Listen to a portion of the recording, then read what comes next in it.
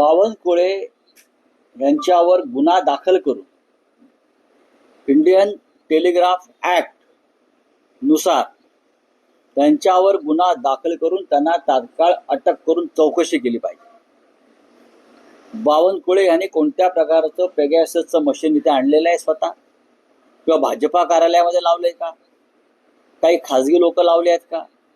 हा विषय फक्त भारतीय जनता पक्षाच्या कार्यकर्त्यांसंदर्भात नसून महाराष्ट्रातल्या सर्व प्रमुख विरोधी पक्षाच्या नेत्यांचेही फोन अशा प्रकारे ऐकले जात आहेत, त्यांचे व्हॉट्सअप पाहिले जात आहेत, हे आता बावनकुळे यांनी सांगितलेलं आहे.